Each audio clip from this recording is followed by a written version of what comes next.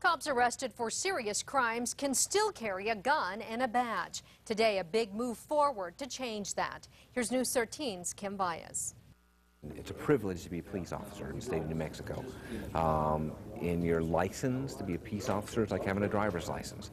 It can be suspended if you don't maintain certain qualifications and expectations of the community. Albuquerque Police Chief Ray Schultz is on the Law Enforcement Academy Board. Schultz, whose department has been embroiled in controversy because of bad behavior by officers, is heading up this fight. He wants an officer's state license to be suspended immediately when an officer is charged with a felony. Right now, this board's remedy is a revocation process, which can take years. Take Levi Chavez, for example. He's charged with murdering his wife in 2007 while he was a cop. He's since been fired from APD, but he still has his certification, so he could go work at another department.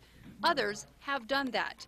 The board did have some legal questions about the change today. What if the officer's found not guilty? There's a different burden of proof. I think we all can think of cases in the past that we've seen that have come in front of this board where the officer has been found not guilty in a court of law, but the act definitely occurred.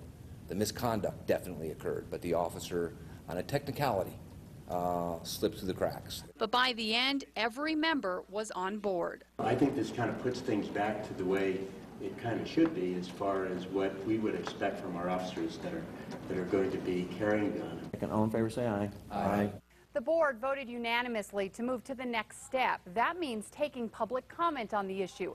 After considering that, the board could vote on the change as early as October. Kim Baez, KRQE News 13. Now, if the policy change is approved, an officer would still have the opportunity to challenge the suspension and would still have to go through the longer revocation process. If they are later cleared of any wrongdoing, they can try to get their license back.